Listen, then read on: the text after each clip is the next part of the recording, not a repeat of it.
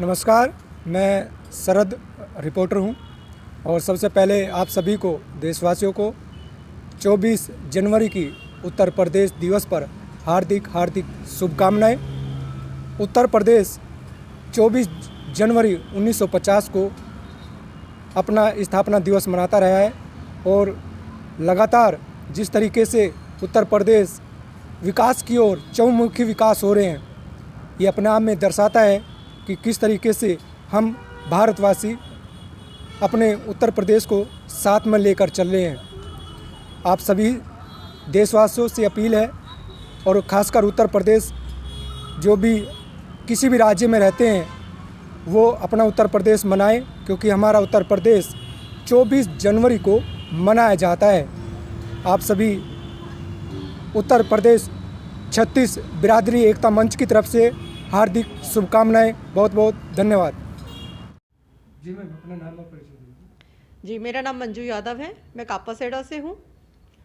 हमारी एक संस्था है श्रीमती राधा रानी समिति, जिसके तहत हमने पिछले साल भी 7 लड़कियों की शादी कराई थी और अब आने वाली 13 फरवरी को हम दोबारा से 6 लड़कियों की शादी करा रहे हैं, जिसमें हम उनको जो दिनचर्या की, जो डेली की रूटीन की जो चीज़ें हैं, वो दहेज के तौर पे तो नहीं कह सकते, लेकिन एक दान के तौर पे जो उनकी थोड़ी सी हेल्प हमारी तरफ से हो जाए वो हम हेल्प करते हैं। जिसमें हम 4 लोग मेन हैं। ये श्रीमती मीरा जी हैं, मीरा बलोदी जी, ये श्रीमती सुमन सक्सेना जी, सुमन श्रीवास्तव, ये बाइट आप काटिए।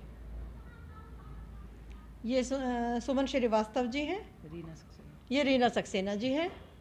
हम चारों लोगों ने एक दिन बैठे बैठे ऐसे ही हम बैठे हुए थे, तो कोई ऐसा काम करें हम कि जिससे किसी की मदद हो सके। तब मीरा बहन ने बोला कि चलो कुछ यूनिक करते, कुछ अलग करते हैं। तब हमने एक सामूहिक विवाह का आयोजन करने का फ़ैसला लिया, जिसमें हमने पिछले साल बहुत अच्छे से किया। उसी की प्रेरणा लेते हुए हमने इस साल भी ये 13 फरवरी को ऑर्गेनाइज़ किया है ये प्रोग्राम। सामूहिक विवाह की जब बात आती है तो आप लोग उसमें क्या देते हैं लड़की को? क्या आप रिश्ता करा के दोनों का मिलाप कराते हैं? किस तरीके से ऑर्गेनाइज कराते हैं आप? नहीं, हम रिश्ते तो हम नहीं कराते, रिश्ते माँ बाप ही अपने आप कराते हैं। आते हमारे पास है मदद के लिए, और आगे की जो जानकारी है वो मीरा बहन आपको देंगी। कृष्णा जी, सबको राधे राधे। अभी मंजू बहन जी ने बोला है, मेरा नाम मीरा बलोदी है और हमारी राधा रानी सेवा समिति के नाम से एक छोटा सा समूह है। तो हम जो ज़रूरतमंद बच्चे हैं उनकी शादी करवाते हैं और रोज़मर्रा की जो उनकी आवश्यकता की चीज़ें हैं, सबके सहयोग से उन बच्चों को हम वो चीज़ देते हैं। जैसे बेड हो गया, अलमीरा हो गई, और डिनर सेट हो गया, प्रेस हो गई, प्रेशर कुकर, परात हो गया, अटैची हो गई। 51 बर्तन का डिनर सेट होता है और अटैची है, उसके अंदर हम बच्चों को कम से कम 21 जोड़ा कपड़े, उनके शॉल, स्वेटर, चप्पल, रबड़, बिंदी, सिंदूर, जितनी भी उनकी आवश्यकता की चीज़ें वो देते हैं। पंडित जी आते हैं, विधिवत तरीके से फेरे होते हैं और उनकी शादियां बहुत विधिवत तरीके से, जो हमारा वो है, पायल देते हैं, बिछुआ देते हैं, नाक का दाना देते हैं, चांदी की अंगूठी देते हैं। ये सारी चीज़ें जो मतलब सचमुच जो एक माता पिता अपने बच्चों के लिए करते हैं, उस हिसाब से हम उन बच्चों की बहुत ही विधि विधान से शादी होती है, फेरे होते हैं और जयमाल होती है, उनके रिश्तेदार होते हैं, खाने पीने की व्यवस्था होती है और अपने उससे हम बहुत ही अच्छे से उन बच्चों के लिए बहुत अच्छा सोच के ये करते हैं। और पिछले साल 7 लड़कियों की थी, वो भी हमारा बहुत एक सफल प्रोग्राम रहा।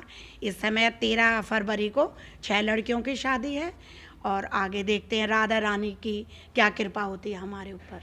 मैम, ये सामूहिक विवाह के बारे में सोच कहाँ से बनी? क्यों ऐसा लगा कि ऐसा किया जाए? क्योंकि कहते हैं कि लड़की की शादी करना भी एक बहुत बड़ा जिम्मेदारी हो जाती है, और जब शादी हो जाएगी उसके आगे कैसे परिवार चलेगा, नहीं चलेगा, उसकी भी जिम्मेदारी कौन लेता है? भैया, जैसे बिल्कुल सही आप ये पूछ रहे हैं मुझे। अब जैसे अब ये एक परिवार है, फिर 2 परिवार, उनको मिली कि एक समाज बनता है, फिर एक स्टेट बनता है, फिर एक बहुत इसी तरह से समाज चलता जा रहा है। तो यहाँ पे छोटी बड़ी चीज़ें, कथाएं हैं, भजन कीर्तन है और रामायण है, इस तरह के सारे प्रोग्राम तो होते रहते हैं। तो मैंने मंजू बहन जी से बोला, मैंने कहा इससे हट के हम एक प्रोग्राम करते हैं। तो मैंने कहा क्यों ना हम गरीब बच्चों का सामूहिक विवाह रखें। तो इन्होंने बिल्कुल मेरी बात को एग्री रखा। तो हमने पैम्पलेट छपा के पैम्पलेट लगवा दिए कि हम मतलब गरीब तो हमने लिखा नहीं है, क्योंकि गरीब कोई अच्छा शब्द नहीं है।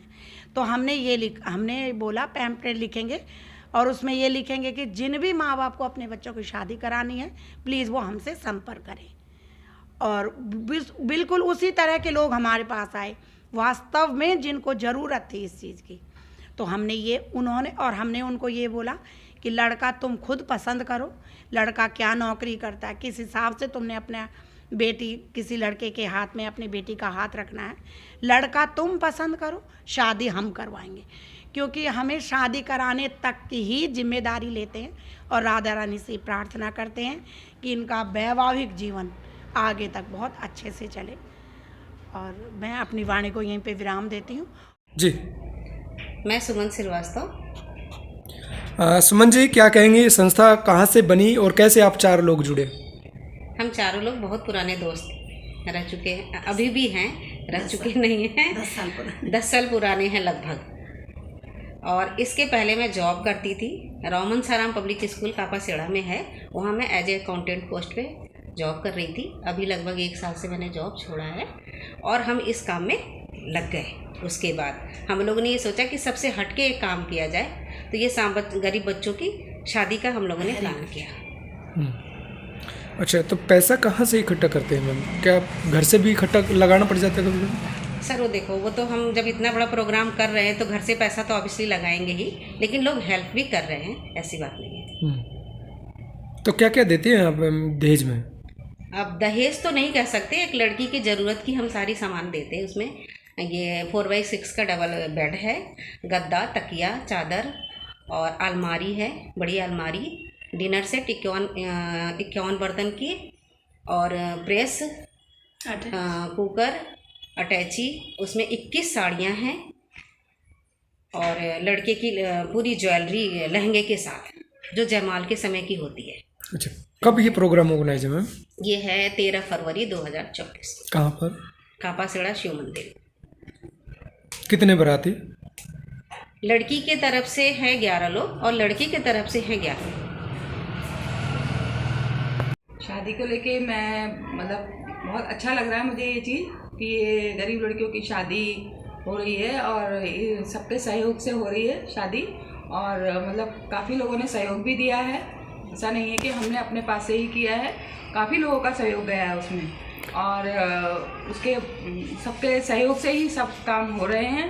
हमारा भी सहयोग है और जो साथ के लोग हैं और बाहर के लोग हैं जो उनका भी सहयोग है।